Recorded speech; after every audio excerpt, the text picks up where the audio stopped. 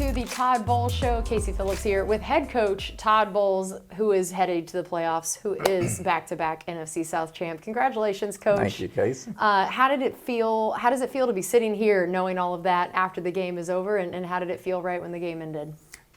It felt great to finally get in the playoffs. You know, we've had an up and down year. We had some tough losses. We had some tough wins, but to get that one the way we got it, tough team, tough defense. They've been playing tough all year. We earned it. You know, you never feel sorry about going to the playoffs, especially winning the division. It's a hat and t-shirt game. It's a nice hat and t-shirt game. We want to move on from there. How was the locker room after it? And I imagine those are some of the moments of why you do what you do. That was the biggest satisfaction, seeing the smile on all those guys' faces, Nacho and Will, Tristan and everybody. It's seeing the smiles on their faces made it all worthwhile.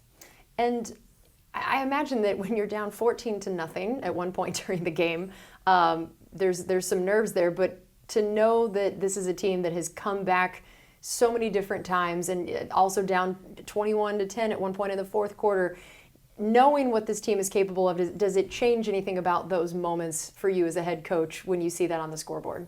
Well, we felt like we were still in it. We didn't feel like the game got away from us. We thought we made some mistakes that we can fix, and everybody was still engaged. Everybody believed in each other.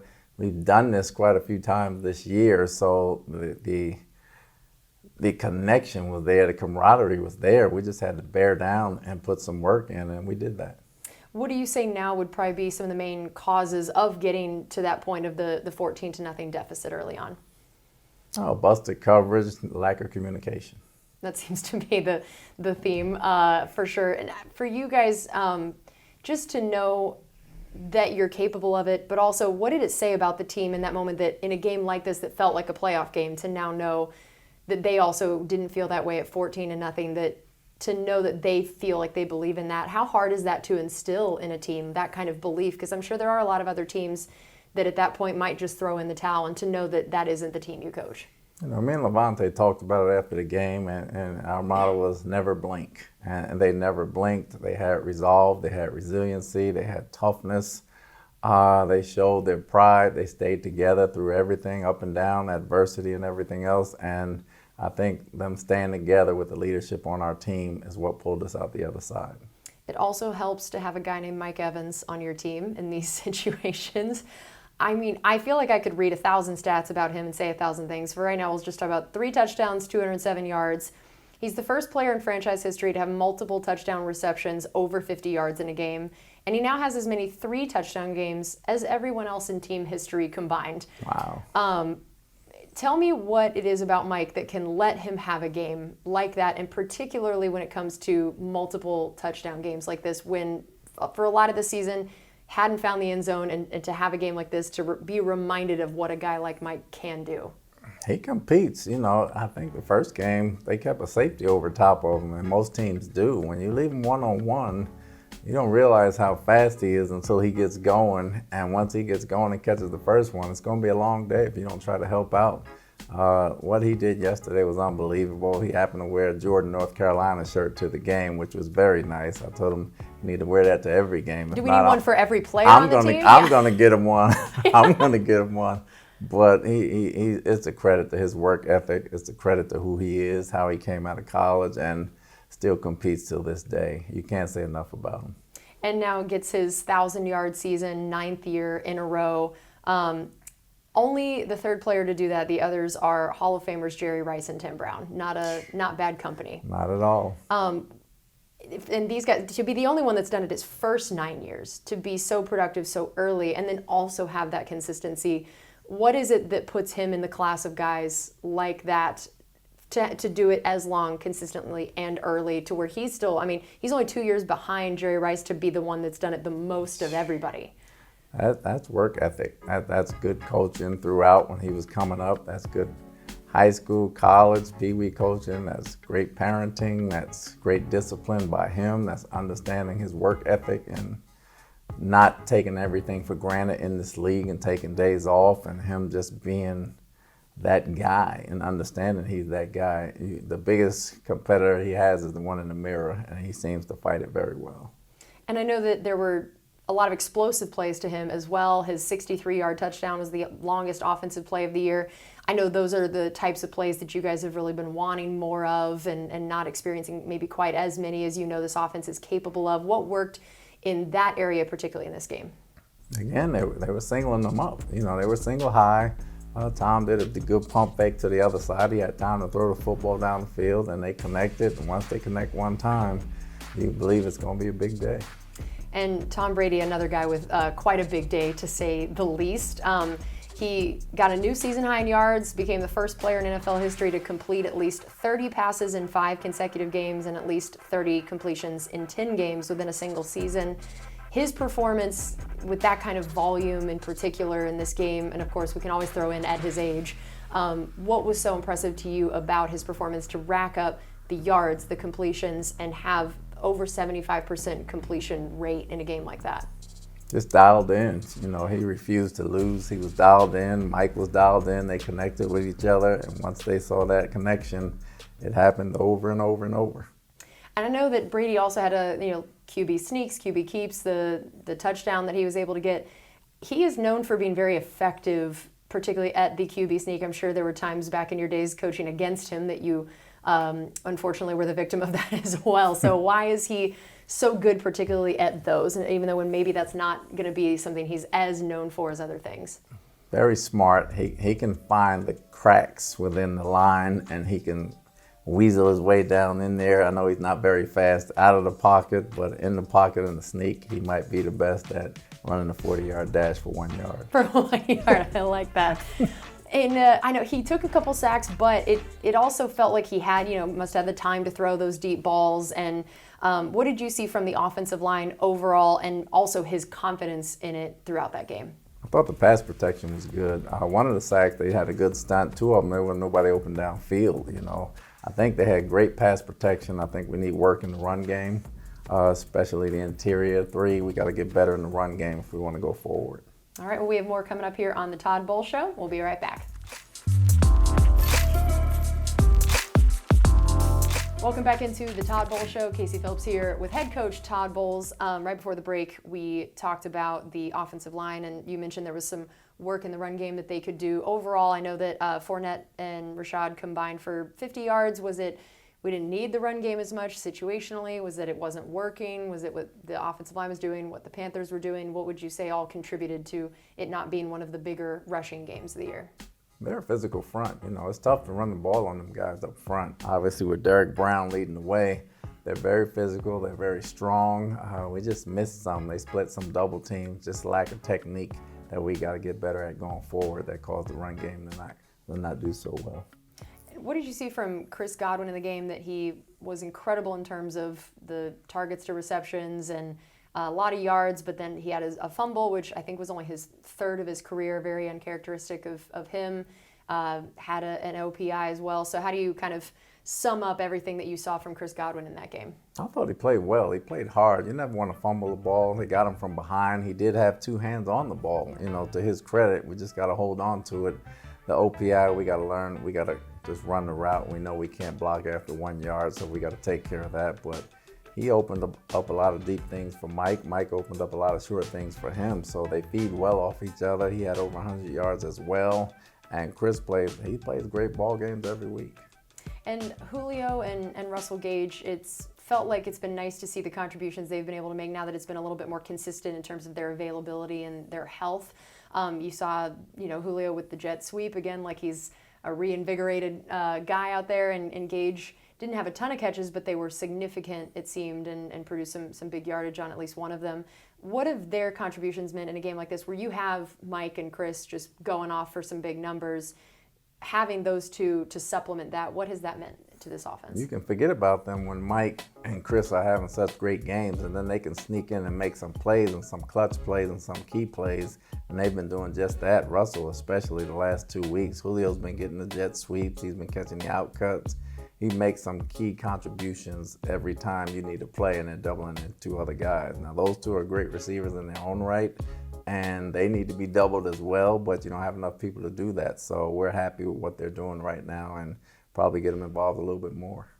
And I know Cade Otton, he's proven that he can make some big plays this year and come in clutch. But these last couple games felt like maybe a little off chemistry-wise with Brady, or some of the routes, miscommunications, things like that. What would you say you've seen these last couple games in his play, and then his chemistry with Brady as they figure that out? I think they have good chemistry. You know, Cade, as he sees the plays full time and situations differently, that'll get better in time. He's still a rookie. You keep forgetting about that because he's made so many clutch catches this year. But Cade's a warrior. You know, he comes out there to compete. He may mess up a play, but he'll come back and make a couple more. And I think the chemistry is just going to grow and grow, and we have a lot of confidence in him. We knew going into this game that the Panthers were going to try to run the ball and then run it more and then run it more. It seemed like that was just their entire recipe for success. I mean, 380 maybe rushing yards the week before, which is absurd. And then you guys were able to hold them to 74 yards rushing total. What was working so well? What are you proud of about your defense to be able to hold a team that not many other teams had been able to hold to under 100 rushing yards? Well, we thought we were going to have to make them pass, so we kind of loaded up the box and dared them to throw the ball and beat us in the air. We thought we can get some turnovers. We wanted to make them throw the ball upwards of 30 times. And we got that accomplished, and we got 3 turnovers in the process, so that helped us. Yes, absolutely. And speaking of those turnovers, Anthony Nelson, a guy that now 2 games in a row with a strip sack. What have you seen from his production, and especially with the fact that he's playing every snap, to still be playing at such a high rate and be able to make plays like that? Loves to play. Very smart player. He might have been the only college player I watched on film that never fell for a bootleg when he was in college, and that made me like him even more so. And when he came in, he was the same way. He never fell for a bootleg in practice, and no matter who was running it. And his consistency and effort has paid off, and his talent's coming into his own. He's a different type of rusher than Shaq and all those guys. He doesn't have the athleticism they have, but he's got the length, he's got the strength, and he's got the intelligence, and he's becoming a good pass rusher. And Sean Murphy-Bunting, another guy, forced fumble, interception. You've talked in the past about how smart Sean is, and what have you seen lately of why it seems like he's playing some of his best ball of his career in these recent games? It's his health. You know, it's his health. His confidence has always been there, but his health is there. He sees the game a lot slower, and he understands what's going to happen to him before it happens, and that makes him play very fast. All right, well, we have more coming up here on the Todd Bowles Show. We'll be right back. Welcome back into the Todd Bowles Show. Casey Phillips here with head coach Todd Bowles. I know that you were missing Carlton Davis, but you got Jamel Dean back. What was the effect of not having Carlton, and the ways you guys tried to make up for that, and then how you felt like the other guys stepped in his absence? Well, Dean stepped in. Obviously, he wasn't in the same kind of shape he was before he left, but he fought, and he did a good job fighting out there. He'll be better next week with another week of practice as he gets 100%. But they fought out there. Him and Sean did a good job of limiting the balls over the top. You know, we got one ball he misjudged that he could have got for an interception that he won't let live down. But other than that, we did what we were supposed to do for the most part. We got the turnovers. We got off the field on 3rd down, and that was really the big thing. To control the clock was big for us because they kept the ball. Their 3 wins, their last 3 out of 4 wins, they had the ball over 35 minutes. So we held it for 33. They held it for about 25, so that was huge for us. We knew getting Vita back, of all games, probably this was a pretty decent one to get him back when we knew how much they wanted to run it. How much of the success in run defense this year seems to be correlated with being able to have he and Akeem next to each other, just what that adds to this defense, what having Vita out there meant, whether it was even recovering a fumble or what he's able to do up in the middle, what all you saw him contribute? They're huge. The 2 big guys in there allow our 2 linebackers to run. They allow Devin and Levante to run free all the time, because if you don't, they're going to make the play and they're going to make you pay, but they make the ball go to the perimeter. And when they're in the game, we understand that not too many people are going to come up the middle, so we're ready to run sideline to sideline. So they have an impact, a huge impact on what we do defensively. We know Ryan Succop has been a huge part of the success for the team this year, especially in games like in Arizona. This was probably not his favorite game that he's ever played in. And what have you guys figured out at this point, you know, kind of reviewing the game, of what led to some of his struggles, whether it was the missed extra point or the blocked kick? We know 53 was a pretty long one for him on that one. But overall, what have you kind of taken away from his game and what it might mean moving forward? I told Coach Armstrong it was completely my fault because we gave him a game ball the week before, and every time I give a kicker a game ball, the next week they don't kick well. Oh, no. So I thought the extra point was low when they blocked it. I thought the kick was low, and the long kick we just missed. Obviously, we got to be better there and get a little closer, but wasn't his best game. He's been solid all year for us. We'll try to get him in better position, but at the same time, he's got to be better too. So this is officially the last time you give a kicker a game ball, you think? Unless it's the Super Bowl winning kick. There's not another game right after it. Exactly. Yeah, that's a good point. And then, man, Jake Camarda, not often that we get to praise a punter for the athletic ability. Just tell me, when you were watching this in real time, what all went through your mind in that few seconds, and then the reaction when you saw his choice and what he was able to do? Oh, I was pissed. When the ball bounced, I was pissed. I bet. He was running up like, you got to be kidding me. I won't say what I really was saying, but some other choice. And then when he kicked it, I think once they saw where he kicked it at, then the flag came out for illegal man downfield because they didn't want to get him all the way down inside the 10. But it was a heck of an athletic play, very thoughtful, very heady, very sharp. He's a sharp young man. Sharp young man. Yeah, as Levante said, this is why you draft an athletic punter, apparently. Now That's exactly right. Every team is going to see this and know this is what it means. All right, well, we have one more segment coming up here on the Todd Bowles Show. We'll be right back. Welcome into the final segment here of the Todd Bowles Show. Casey Phillips here with head coach Todd Bowles. Ring of Honor for Bruce Arians happened in the game. Nice to get a win in honor of that. And I know that there was also a ceremony for him Friday evening you were able to be at. Just what was it like to get to watch so many of the guys celebrate a guy you've known for so long and see him get this honor, even though, because I know you were a little busy during the actual halftime part of it. So at least you got to see the Friday evening reception part. I thought it was outstanding, just to see all the people that he's touched, and that's not even all the people, but the people that's around here, he makes you feel like you're the only one he's helped, and it's probably about 500,000 to 1 million people he's helped, and to see everybody come back and pay respects to him and him get his just dessert was outstanding. I texted him after the game. I said that was so great to see his legacy being put up there for his kids and his grandkids to see, and all the people that he's helped out along the way. That there's no bigger honor football-wise other than the Hall of Fame to have your name on the stadium for years to come. It's incredible. And for you guys now, the beauty of clinching this game is you now have one more that very rare to have games at the end of the year not matter, but also be going to the playoffs. It's a much better way to have them not matter. How do you factor in the idea of resting people, but accomplishing some things that you want to work on, and then also just the limits of the roster numbers and having to put together a full team? All three of those kind of bring in unique dynamics. So what do you weigh, what do you consider, and what do you think your decisions are going to be on that? Well, first, all the games matter to us. We try to win them all, and we're going to compete and try to win them all. We have some things we need to work on. We're going into it with everybody expecting to play. We'll see how it goes from there, but you want to be cleaned up by the time you get to the playoffs, especially some things we needed to work on. Last game, you can't come back every week, so and you don't want guys to relax at the same time, because they take that week off, they're not going to be ready the next week. So it's a fine line. We'll get the pulse of our team. We'll practice. We'll see where we are. But right now, everybody's expected to play. One of the essentially mantras of the NFL is about not whatever you did before the playoffs, but it's what happens once the playoffs start. And so often it's who gets hot at the right times going into the playoffs, regardless of what you did the rest of the regular season. How would you define where this team is at in terms of being at its best ball at the right time going into the playoffs? I don't know if we're at our best ball, but we are at our best resiliency, and we're very gritty, and we're very competitive and very tough, which makes us very dangerous. So if our best ball follows up with the rest of it that I just stated, we'll be a tough out.